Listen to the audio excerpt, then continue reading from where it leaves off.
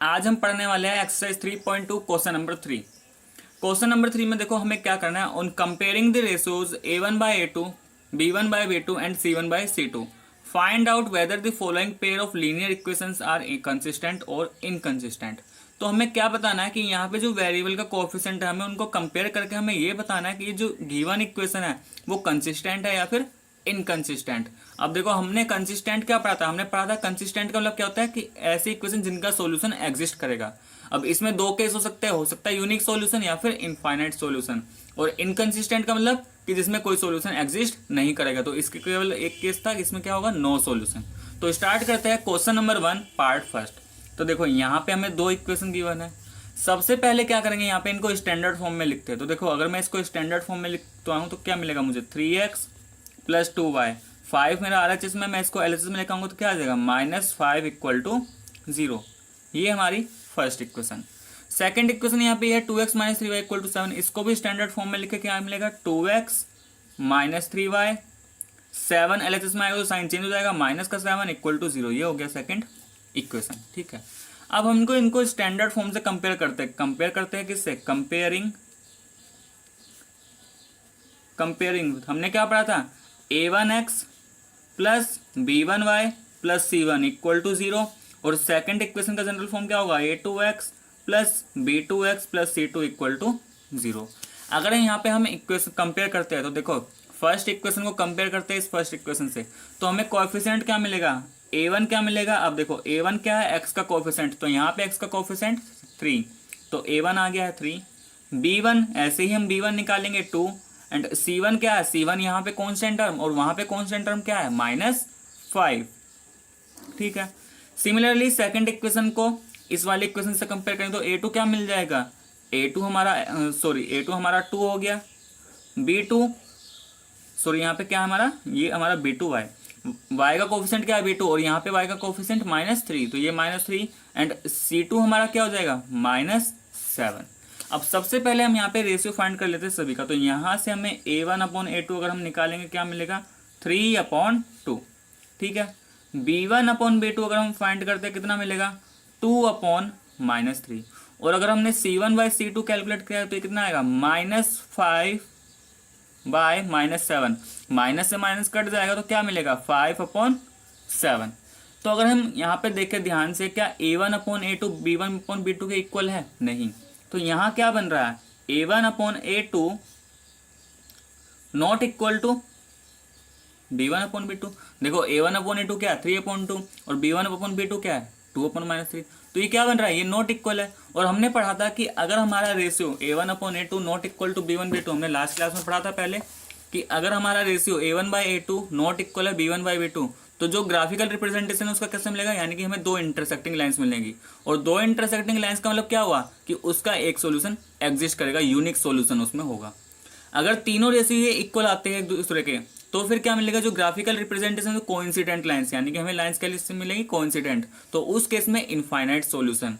और अगर a1/a2 equal है b1/b2 के लेकिन नॉट इक्वल है c1/c2 तो फिर लाइंस क्या मिलेगी, पैरेलल लाइंस, और इसमें क्या होगा, नो सॉल्यूशन। तो देखो ये वन सॉल्यूशन और इनफाइनाइट सॉल्यूशन, ये दोनों केसेस क्या है, ये हमारे कंसिस्टेंट है। कंसिस्टेंट का मतलब सॉल्यूशन एग्जिस्ट कर रहा है, और नो सॉल्यूशन ये है इनकंसिस्टेंट। तो अब यहाँ पे क्या लिखेंगे, a1/a2 not equal to b1/b2। इसका मतलब क्या हुआ, लाइंस कैसी मिलने वाली है, इंटरसेक्टिंग। और अगर इंटरसेक्टिंग लाइन से तो इसका मतलब क्या है, यूनिक सॉल्यूशन है। ठीक है, तो इसका मतलब ये पेयर कैसा हुआ, ये हम हो गया हमारा कंसिस्टेंट पेयर ऑफ इक्वेशन। कैसा पेयर होगा ये, कंसिस्टेंट पेयर ऑफ इक्वेशन। क्यों, क्योंकि इसमें सॉल्यूशन एग्जिस्ट करेगा। तो ये था हमारा फर्स्ट पार्ट। ठीक है, अब ऐसे ही हम सेकंड पार्ट पे आते हैं। तो देखो सेकंड पार्ट में हमें इक्वेशन क्या गिवन है, 2x माइनस 3y इक्वल 8 और 4x माइनस 6y इक्वल 9। सबसे पहले हम इनको स्टैंडर्ड फॉर्म में लिखेंगे। तो देखो 2x माइनस 3y इक्वल 8 को मैं लिख सकता हूँ 2x minus 3y minus 8 equal to 0। इस वाली इक्वेशन को मैं लिख सकता हूँ 4x minus 6y minus 9 equal to 0। Compare करेंगे। अब कंपेयर किससे करना है, हमने पढ़ा था pair of linear equation general form क्या होता है, a1x plus b1y plus c1 equal to 0। ठीक है, सेकेंड इक्वेशन क्या हो जाएगी, a2x b2y plus c2 equal to 0। Comparing करने के बाद यहाँ पे सभी का हम वैल्यू निकाले तो देखो a1 क्या मिलेगा, इस इक्वेशन को मैं फर्स्ट से कंपेयर कर रहा हूँ तो a1 मेरा क्या आ जाएगा, यहाँ से a1 आ गया हमारा 2। b1 क्या है, y का कोफिशिएंट, तो यहाँ पे क्या है -3 और c1 कॉन्स्टेंट टर्म ये क्या है -8। अब इस इक्वेशन को मैं इससे कंपेयर कर रहा हूँ तो ये क्या मिलेगा, a2 क्या आ जाएगा हमारा, a2 4 हो गया, b2 -6, c2 ये हो गया -9। ठीक है, अब क्या करेंगे यहाँ से, सबसे पहले हम a1/a2 निकाल लेते हैं। तो देखो a1/a2 कितना आएगा, 2/4 इक्वल टू, सिंप्लीफाई करेंगे तो 1/2। ठीक है, ऐसे ही नेक्स्ट b1 और b2 का रेशियो निकालते हैं तो ये क्या होगा, -3/-6। अब माइनस से माइनस कैंसिल हो जाएगा और 3 से 6 तो 1/2 आएगा ये भी। लास्ट क्या है यहाँ पे, c1:c2 तो ये क्या आएगा, -8 -9, माइनस से माइनस कटा तो कितना आ गया 8/9। तो देखो यहाँ से ये a1/a2 1/2 और b1/b2 1/2। इसका मतलब यहाँ पे अब क्या बन रही है कंडीशन, a1/a2 इक्वल है किसके, b1/b2। ठीक है, लेकिन क्या ये इक्वल है c1/c2 के, नहीं, 1/2 1/2 8/9 के इक्वल नहीं है। तो हम क्या लिखेंगे, नॉट इक्वल टू c1/c2। और ये कंडीशन हमने किसके लिए पढ़ा था, हमने पढ़ा था अगर इस तरह की इक्वेशन होगी तो हमें क्या मिलेगा, नो सॉल्यूशन। यानी कि अगर मैं इसका ग्राफ का बात करूं, यानी कि जो लाइंस मिलने वाली है वो तो हमें पैरेलल मिलेगी। ग्राफिकल रिप्रेजेंटेशन कैसा होगा इसका, पैरेलल होगा। वैसे हमें यहाँ पे सिर्फ ये बताना है कंसिस्टेंट है या इनकंसिस्टेंट, तो ये आप लिखो या मत लिखो एक ही बात है। ठीक है, यहाँ पे सॉल्यूशन कैसा होगा, सॉल्यूशन पे बात करते हैं तो इसका कैसा सॉल्यूशन होगा, नो सॉल्यूशन। यानी कि इन इक्वेशन का कोई भी सॉल्यूशन एग्जिस्ट नहीं करेगा। और नो सॉल्यूशन का मतलब ही क्या हुआ कि ये जो पेयर है ये क्या है हमारा, इनकंसिस्टेंट है। इनकंसिस्टेंट का मतलब बताया था कि उसका सॉल्यूशन एग्जिस्ट नहीं करेगा। तो ये जो पेयर ऑफ इक्वेशन है यहाँ पे कैसी है, ये inconsistent pair of equation. Next आता है थर्ड पार्ट। देखो थर्ड पार्ट में हमें क्या गिवन है, 3/2x प्लस 5/3y इक्वल 7। ठीक है, और दूसरी इक्वेशन यहाँ पे गिवन है 9x माइनस 10y इक्वल 14। तो देखो इस इक्वेशन को मैं ऐसे लिख सकता हूँ 3/2x plus 5/3y minus 7 equal to 0। एक इक्वेशन तो मेरा यह बन गया। और सेकंड इक्वेशन क्या है यहाँ पे, इसको स्टैंडर्ड फॉर्म में लिखेंगे तो 9x minus 10y minus 14 equal to 0। Compare कर लेते हैं इनको स्टैंडर्ड फॉर्म से। तो कंपेयर किससे करेंगे, a1x b1y c1 equal to 0। ठीक है, सेकंड क्या हो जाएगा, a2x b2y c2 equal to 0। तो हमें क्या मिलेगा, यहाँ से कंपेयर करते हैं। देखो इस इक्वेशन को अगर मैं इससे कंपेयर करता हूँ फर्स्ट से तो क्या मिलेगा, a1 क्या आ जाएगा हमारा, a1 आ गया है 3/2। b1 क्या आ जाएगा, कोफिशिएंट ऑफ y ये हो गया 5/3 एंड c1 कॉन्स्टेंट टर्म ये आ गया -7। सिमिलरली a2 यानी कि इसको हम किससे कंपेयर करेंगे, सेकंड इक्वेशन से। तो a2 हमें क्या मिलेगा यहाँ से 9, b2 कितना आ गया है, coefficient of y -10 and c2 कितना है यहाँ पे -14। अब इनका रेशियो फाइंड करेंगे तो देखो a1/a2 इसका मतलब क्या हुआ 3/2, a1 3/2 और a2 क्या है 9। तो सिंप्लीफाई करेंगे कितना हो जाएगा 3/2 इंटू 9। तो 3 3 से 9 ये कितना आएगा 1/6। तो a1 रेशियो a2 क्या आ गया यहाँ पे 1/6।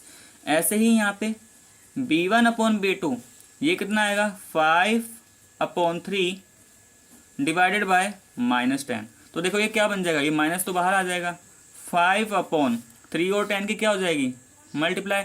या हम ऐसे बोल सकते हैं ये माइनस का 5, ये माइनस तो हम यहाँ ले गए, ये 5/3 और जो ये डेनोमीटर में 10 है इसका रेसिप्रोकल कर देते हैं 1/10। तो 5 2 जा 10 तो ये कितना आएगा माइनस का 1/6।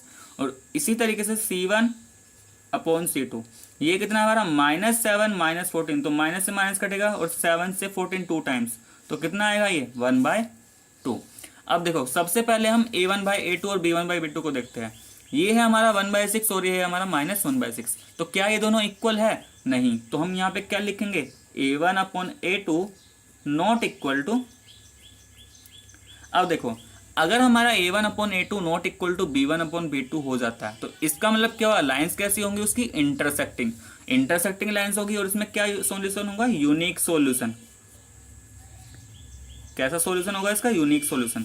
इसका मतलब ये तो यहाँ पे कंसिस्टेंट हो गया है, क्योंकि कंसिस्टेंट का मतलब क्या है कि जिसका सॉल्यूशन एग्जिस्ट करता हो। अब या तो उसमें यूनिक सॉल्यूशन वाली कंडीशन आ जाए या फिर इनफाइनाइट सॉल्यूशन। अब देखो यहाँ पे एक चीज मैं बताना चाहूंगा, यहाँ पे a1/a2 not equal to b1/b2 है ना, तो अगर ये कंडीशन a1 और a2 b1/b2 का रेशियो बराबर नहीं है तो फिर हम c1 c2 को चेक नहीं करेंगे। हमने निकाल लिया है लेकिन यहाँ पे इसका रिक्वायरमेंट नहीं है।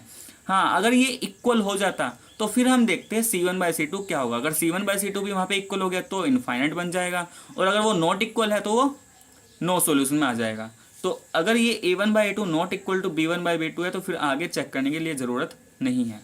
तो इस केस में भी हमारा क्या आएगा, कंसिस्टेंट आएगा, क्योंकि यहाँ पे कैसा सॉल्यूशन है, नॉट इक्वल वाली कंडीशन है। और हमने पढ़ा था ये किसके लिए होते हैं, यूनिक सॉल्यूशन, यानी कि जो ग्राफ मिलेगा इसका कैसा मिलेगा, इंटरसेक्टिंग। तो ये क्या है, यूनिक सॉल्यूशन, और यूनिक सॉल्यूशन है तो फिर क्या हुआ, कंसिस्टेंट। तो ये था हमारा part third. Next part fourth पे आते हैं। फोर्थ पार्ट में हमें गिवन है 5x - 3y = 11। तो और सेकंड इक्वेशन यहाँ पे -10x + 6y - 22।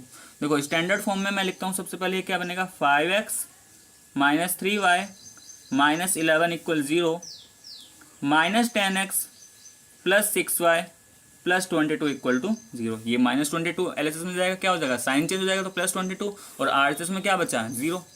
अब ये दो इक्वेशन आ गई ना हमारी, इन दोनों इक्वेशन को हम कंपेयर करते हैं स्टैंडर्ड फॉर्म से। तो कंपेयर करके हम क्या फाइंड कर लेंगे वहाँ से, a1 b1 c1 and a2 b2 c2। तो ये क्या आ जाएगा, a1x b1y c1 = 0। एक तो ये हो जाएगी जनरल फॉर्म, और दूसरा a2x b2y + c2 = 0। कंपेयरिंग करेंगे तो इस इक्वेशन को अगर फर्स्ट से कंपेयर करता हूँ तो a1 क्या मिलेगा, a1 हमें मिल जाएगा 5। a1 क्या है, कोएफिशिएंट ऑफ x, तो यहाँ पे क्या है 5। b1 कोएफिशिएंट ऑफ y, तो ये आ गया -3, एंड c1 कितना आ गया, constant term -11। Similarly second equation को, इसको हम कंपेयर करेंगे इससे, तो हमें a2 क्या मिल जाएगा, coefficient of x -10, b2 coefficient of y 6, and c2 constant term, तो ये कितना हो गया 22। अब यहाँ से हम रेशियो निकालते हैं, देखो a1/a2 हमें क्या मिलेगा, 5/-10, 5 1 जा 5, 5 2 कैंसिल हो गया, तो कितना बचे, -1/2। ठीक है। ऐसे ही अगर हम b1/b2 फाइंड करते हैं तो देखो b1 b2 -3/6, तो 3 1 जा 3, 3 2 जा 6, तो ये कितना आ गया, -1/2। सिमिलरली हमने c1/c2 भी यहाँ पर फाइंड किया है, तो -11 22, तो 11 से दोनों कट जाएंगे, 11 1 जा 11, 11 2 जा 22, तो माइनस है तो माइनस आ गया 1/2। अब यहाँ पे देखो तीनों का रेशियो सिंप्लीफाई होने के बाद -1/2 -1/2 -1/2 ये आ रहा है। इसका मतलब तो ये हुआ कि a1/b1 = a1/a2 = b1/b2 = c1/c2। और ये कंडीशन किसके लिए था, ये कंडीशन तो किसके लिए था, हमारा इनफाइनाइट सॉल्यूशन।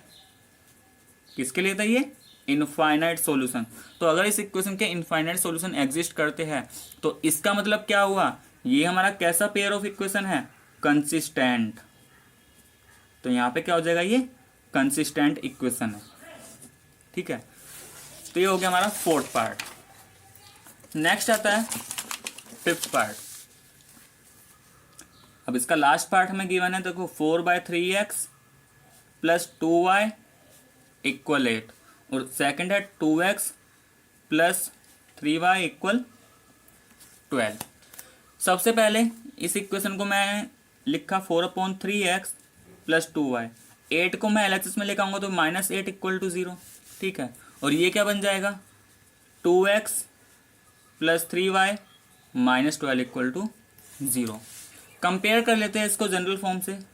तो कंपेयर किसको करना है, a1x B1y C1, ठीक है। सेकंड क्या हो जाएगी इसी तरीके से A2x plus B2y plus C2 equal to 0।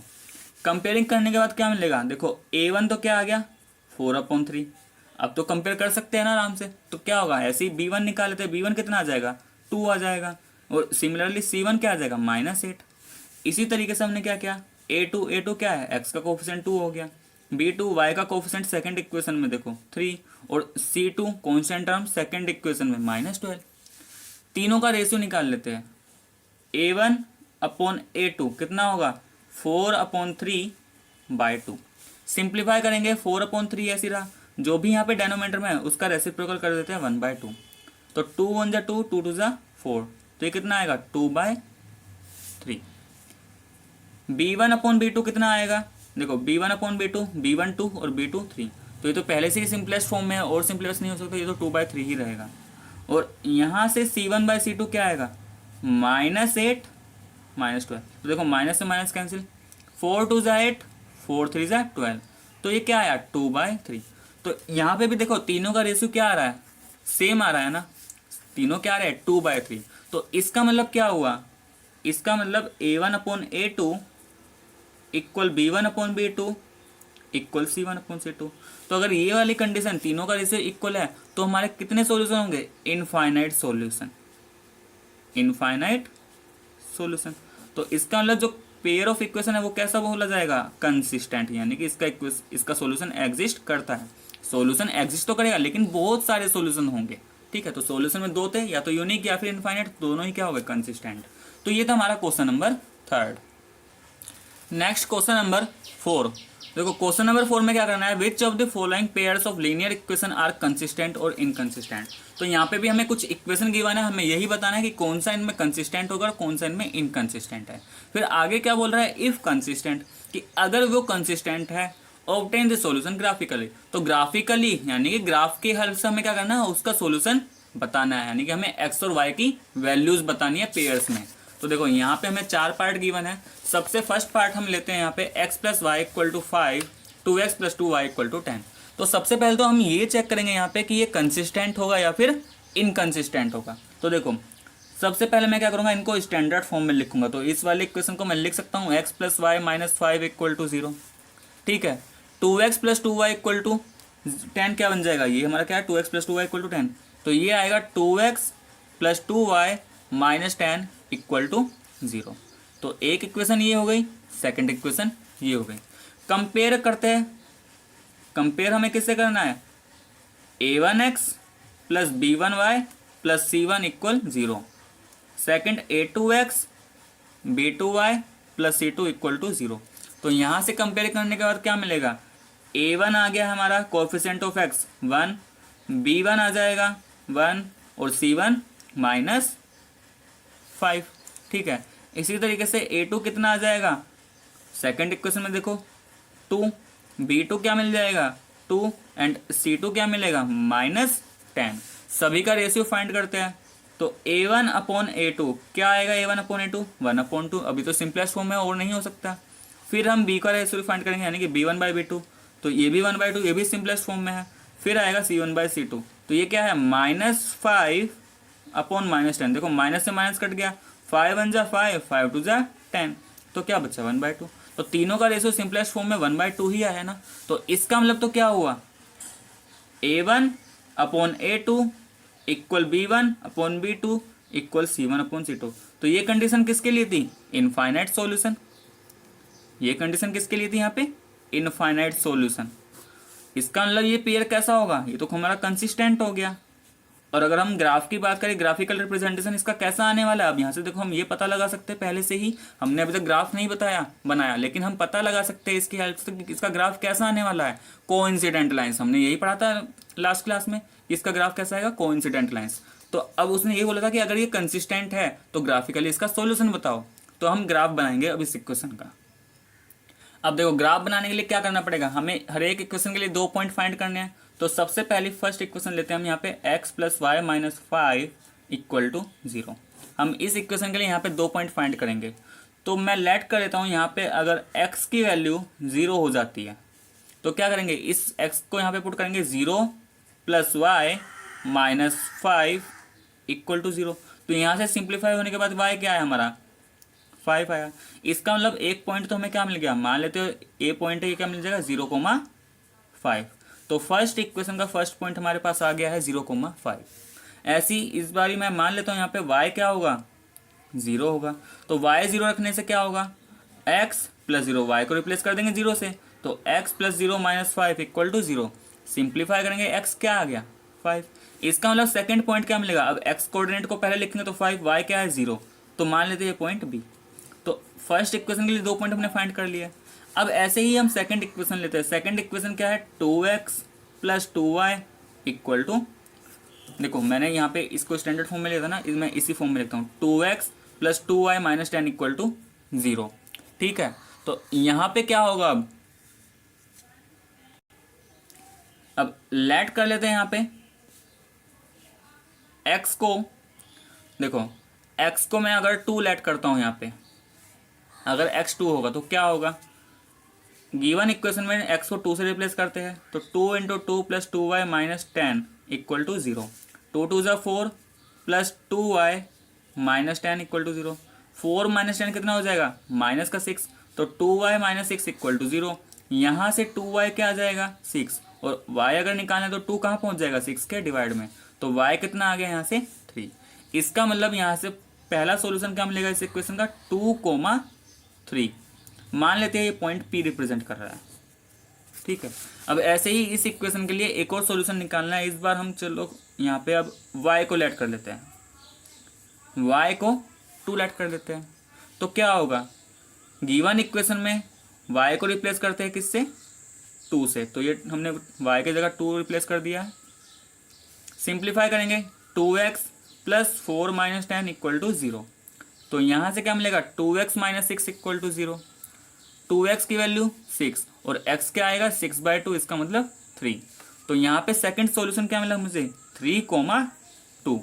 तो मान लेते हैं पॉइंट क्यों, तो हर एक इक्वेशन के लिए 2 पॉइंट फाइंड कर लिया। अब हम क्या करेंगे, इसका ग्राफ प्लॉट करेंगे। देखो हमने यहाँ पे ग्राफ पेपर पे यहाँ पे सबसे पहले x एक्सिस और y एक्सिस प्लॉट कर लिया। ठीक है, यहाँ हमने कोऑर्डिनेट ले लिया है 1 2 3 4 5 6 पॉजिटिव, इधर x हमारा नेगेटिव हो गया, ऐसे ऊपर y पॉजिटिव नीचे y नेगेटिव। अब देखो फर्स्ट इक्वेशन के लिए हमारे 2 पॉइंट आए थे, पहला 0,5 और दूसरा 5,0।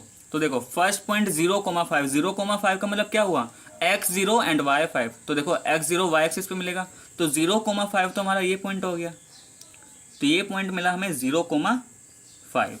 सेकंड पॉइंट क्या है 5,0, इसका मतलब x5 एंड y0। तो y0 कहाँ पे मिलता है x एक्सिस पे, इस x एक्सिस पे y0, तो y0 एंड x5, तो ये पॉइंट कौन सा आ गया हमारा b, तो ये आ गया हमारा 5,0।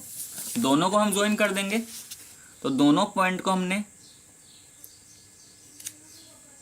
तो ये जो ग्राफ है स्ट्रेट लाइन ये किसके लिए आया है, ये हमारा x plus y equal to 5। तो ये देखो ये किसके लिए आया हमारा x प्लस वाई, हमें इक्वेशन क्या थी x plus y minus 5, x plus y minus 5 equal 0।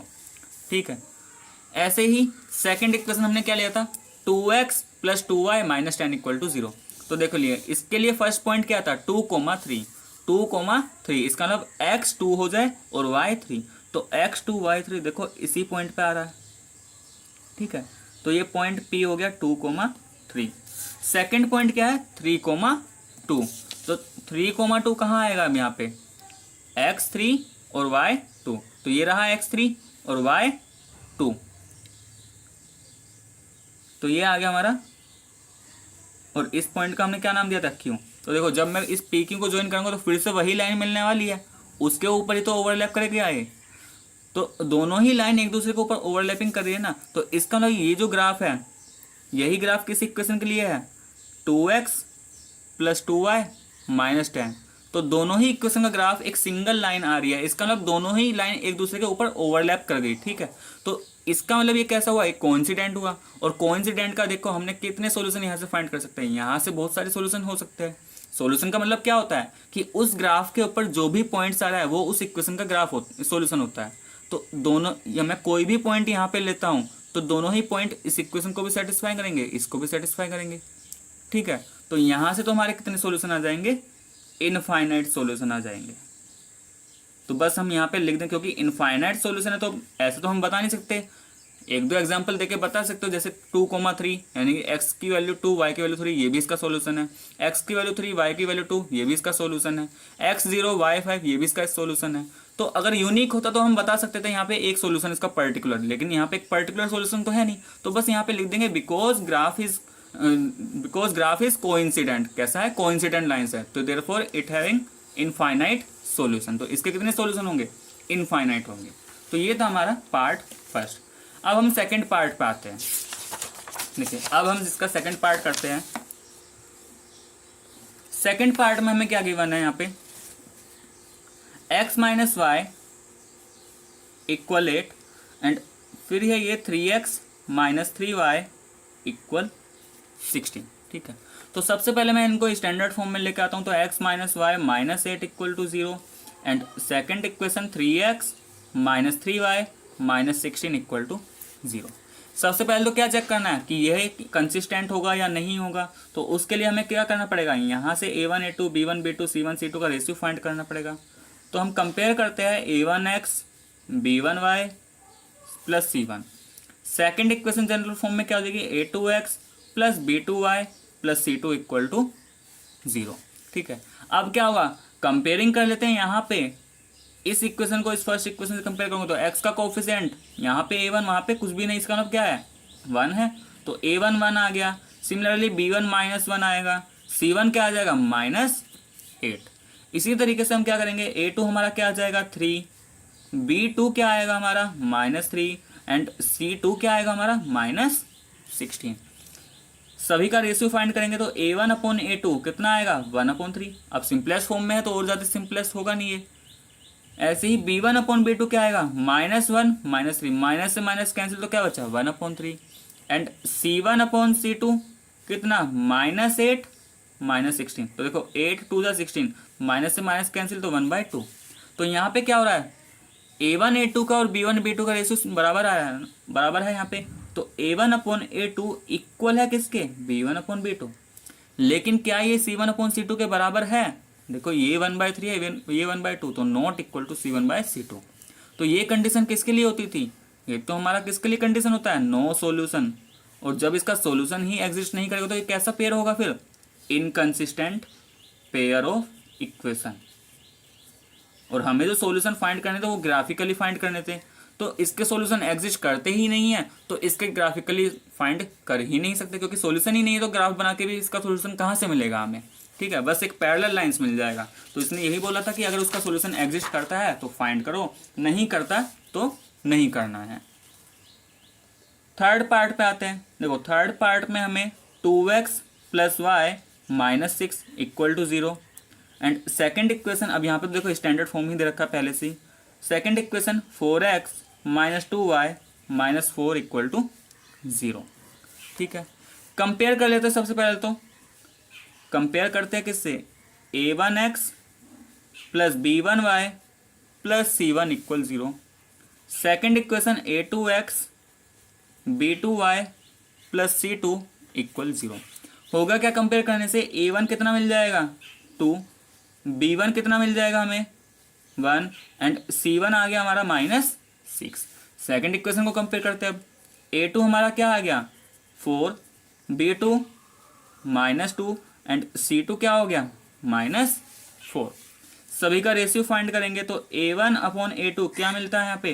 2/4 equal 1/2। Second b1 upon b2 क्या मिलेगा? 1 अपॉन -2, इसका मतलब -1/2। अब देखो यहाँ पे क्या दोनों का रेशियो सेम आया है? नहीं आया, नोट दोनों का इक्वल नहीं है। तो इसका मतलब यहाँ से मैं बता सकता हूँ ये कैसा सॉल्यूशन है, इसका यूनिक सॉल्यूशन है। बाकी अब हम चाहे c1 c2 का रेशियो निकाल भी सकते हैं और नहीं निकालेंगे तो भी कोई दिक्कत नहीं है। ठीक है, अगर मैं इसको सिंप्लीफाई करता हूँ, माइनस माइनस कैंसिल, 2 3 जा 6, 2 2 जा 4, 3/2। देखो यहाँ पे क्या हुआ? a1 अपॉन a2 क्या इक्वल है b1 अपॉन b2 के? नहीं है इक्वल। अगर ये इक्वल होता तो हम थर्ड रेशियो चेक कर दे कि वो इक्वल है या नॉट इक्वल है।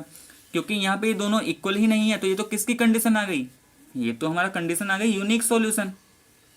इसका मतलब इस वाली इक्वेशन में सॉल्यूशन एग्जिस्ट करेगा और एक पर्टिकुलर एक ही सॉल्यूशन होगा। यूनिक सॉल्यूशन का मतलब केवल एक्स वाई का एक ही हमें ऐसा पेयर मिलेगा जिसके लिए दोनों इक्वेशन क्या होगी, ये सेटिस्फाई करेंगी।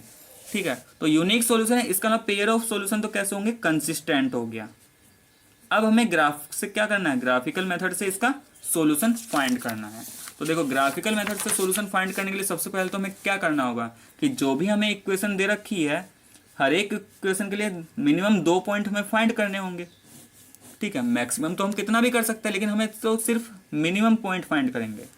तो यहाँ पे मैं लेट कर लेता हूँ कि अगर y की वैल्यू यहाँ पे 0 हो जाती है तो क्या होगा, 2x, y को रिप्लेस कर देते हैं 0 से, -6 इक्वल टू 0। तो ये क्या आएगा, 2x इक्वल टू 6। अब देखो 0 तो 0 रहेगा, 0 -6 उधर आएगा तो +6, और x क्या आ जाएगा यहाँ से 6/2, इसका मतलब 3। तो फर्स्ट पॉइंट क्या मिलता है इसके लिए, x 3 y 0, मान लेते हैं पॉइंट ए। एक और सॉल्यूशन निकालते हैं। अब अगर मैं यहाँ पे सपोज करो x को मैंने 2 लिया, तो x को 2 लेने से क्या होगा, हम इस इक्वेशन में x को 2 से रिप्लेस करेंगे। ठीक है, तो क्या मिला हमें, 4 + y - 6 इक्वल टू 0। ठीक है, तो यहां से क्या आएगा, y 4 - 6 - 2, तो y कितना आ गया यहाँ से 2। इसका मतलब सेकंड पॉइंट क्या मिलेगा, x भी 2 है और y भी 2, ये मान लेते हैं पॉइंट बी। सिमिलरली हम सेकंड इक्वेशन यहाँ पे लेते हैं। सेकंड इक्वेशन क्या हमारे पास, 4x - 2y - 4 इक्वल टू 0। इसके लिए भी हम 2 पॉइंट फाइंड करते हैं। तो सबसे पहले मैंने मान लिया यहाँ पे y क्या है हमारा 0। अगर y 0 हो जाए तो x क्या आएगा, तो देखो 4x - 2, y को रिप्लेस किया 0 से, -4 इक्वल टू 0। क्या बचेगा 4x, अब -2 × 0 तो पूरा 0 हो गया, तो यहाँ पे क्या बचेगा सिर्फ -4। 4x -4 को RHS में लेकर जाएंगे तो क्या होगा, साइन चेंज, तो +4 हो गया, और x कितना आ गया 4/4 इक्वल टू 1। तो सेकंड इक्वेशन के लिए फर्स्ट पॉइंट क्या आ गया, 1, 0, मान लेते हैं पॉइंट क्या है P। अब हम इसके लिए सेकंड पॉइंट फाइंड करेंगे। तो इस बार हम यहाँ पे मान सकते हैं, चलो हम x को 0 लेते हैं, x को 0 ले लेते हैं। तो ऐसा करने से क्या होगा, 4 × 0 - 2y - 4 इक्वल टू 0। ठीक है, अब ये पूरा पार्ट 0 बन गया, तो बचा क्या, -2y - 4 इक्वल टू 0। ठीक है, -2y ऐसे ही रहा, इस -4 को RHS में लेके जाएंगे तो +4, लेकिन हमें y निकालना है तो ये -2 हटाना पड़ेगा। यहाँ से हटेगा तो कहाँ जाएगा, डिवाइडेड में जाएगा।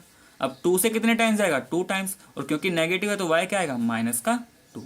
तो सेकंड पॉइंट इसका क्या मिलेगा, सेकंड इक्वेशन के लिए 0, -2, क्योंकि पहले हमें x कोऑर्डिनेट लिखना है, और इस पॉइंट को हम एक नाम दे देते हैं Q।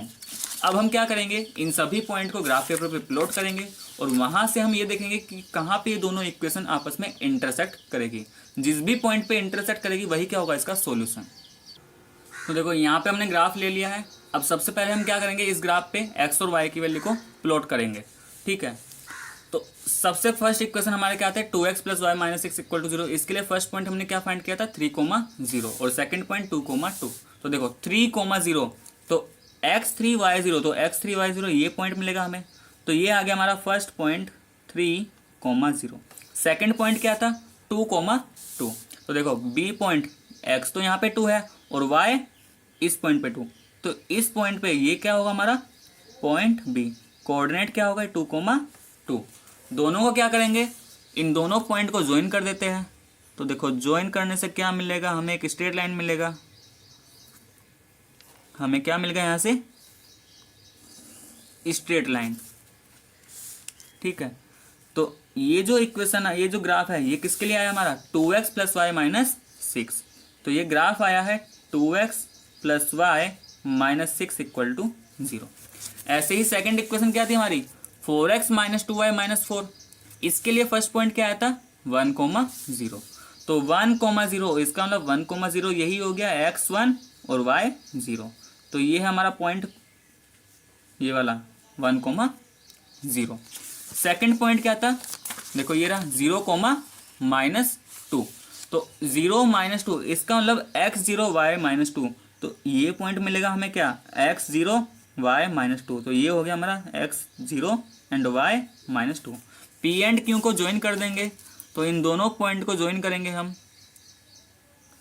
तो देखो ये एक स्ट्रेट लाइन मिला, ठीक है, ये भी क्या मिला, एक स्ट्रेट लाइन, क्योंकि लीनियर है तो स्ट्रेट लाइन तो मिलेगा ही। और किस इक्वेशन का ग्राफ है, हम इक्वेशन का नाम लिख देते हैं 4x minus 2y minus 4 equal to 0। अब क्या बताया था कि अगर हमारे पास जो ग्राफ है वो दोनों लाइन्स एक दूसरे को इंटरसेक्ट कर रही है, तो उसका मतलब यूनिक सॉल्यूशन है, ग्राफ की हेल्प से भी पता कर सकते हैं। अब जिस भी पॉइंट पे वो इंटरसेक्ट कर रही है, किस पॉइंट पे इंटरसेक्ट कर रही है यहाँ पे 2,2, इसका मतलब क्या हुआ, यही पॉइंट क्या होगा, इस इन दोनों इक्वेशन का कॉमन सॉल्यूशन होगा। तो यहाँ से देखो जिस पॉइंट पे इंटरसेक्ट कर रही है उसके कोऑर्डिनेट क्या है, अब यहाँ पे तो हमने फाइंड कर रखा है, सपोज करो यहाँ पे नहीं होता ये गिवन, तो हम देख लेते हैं इस पॉइंट पे x कितना है 2 है, इस पॉइंट पे y कितना है 2, तो इसका जो सॉल्यूशन होगा क्या होगा x2 एंड y भी 2। तो ये आ गया इसका एक पर्टिकुलर सॉल्यूशन जो दोनों इक्वेशन को क्या करेगा, सेटिस्फाई करेगा। तो x की वैल्यू 2 होगी और y की value 2। Now question number 4 part 4। तो यहाँ पे हमें दो इक्वेशन दे रखे हैं, दोनों स्टैंडर्ड फॉर्म में गिवन है। तो सबसे पहले हम यहाँ पे क्या करेंगे, कंपेयर करेंगे और ये चेक करेंगे कि ये कंसिस्टेंट होगा या फिर इनकंसिस्टेंट। तो comparing with a1x plus b1y plus c1 equal to 0 and second equation a2x plus b2y plus c2 equal to 0। ठीक है, कंपेयरिंग क्या, देखो इस फर्स्ट को और इस वाली इक्वेशन को कंपेयर करेंगे तो a1 क्या मिलेगा, a1 x का कोफिशिएंट, इसका मतलब 2, b1 कोएफिशिएंट ऑफ y तो ये माइनस का 2 and c1 constant term minus 2। ऐसे ही ये सेकंड इक्वेशन और इसको कंपेयर करेंगे तो a2 x का coefficient 4, b2 coefficient of y minus 4 and c2 कितना हो जाएगा माइनस 5। सभी का रेशियो फाइंड कर लेते हैं यहाँ पे। तो a1 अपॉन a2 कितना आएगा 2/4, सिंपलेस्ट फॉर्म में करेंगे तो 1/2। सिमिलरली b1 अपॉन b2 ये क्या होगा -2 -4, सिंपलेस्ट फॉर्म में करेंगे तो 1/2 एंड c1 अपॉन c2 क्या हो जाएगा यहाँ पे -2 -5, तो माइनस से माइनस कैंसिल क्या मिलेगा 2/5। तो देखो ये पहले दो रेशियो क्या है, दोनों इक्वल है, इसका मतलब हमें क्या मिलेगा a1 अपॉन a2 इक्वल है किसके b1 अपॉन b2। हम बताया था कि पहले दो अगर सेम हो जाए तो हमें सी देखना पड़ेगा, तो अब यहाँ पे देखेंगे क्या ये इसके इक्वल है, नहीं, तो इसका मतलब नॉट इक्वल c1/c2। तो ये कंडीशन किसके लिए होती थी, ये कंडीशन होती है हमारी नो सॉल्यूशन, इसका मतलब इस इक्वेशन का कोई भी सॉल्यूशन एग्जिस्ट नहीं करेगा। ठीक है, और अगर नो सॉल्यूशन है तो पेयर ऑफ इक्वेशन कैसा हो जाएगा फिर इनकंसिस्टेंट। कैसा हो जाएगा यहाँ पे इनकंसिस्टेंट। तो स्टूडेंट्स ये था हमारा क्वेश्चन नंबर 3, क्वेश्चन नंबर 4। तो अगर आपको मेरा वीडियो पसंद आया तो प्लीज़ लाइक करें, शेयर करें और मेरे चैनल को सब्सक्राइब करें।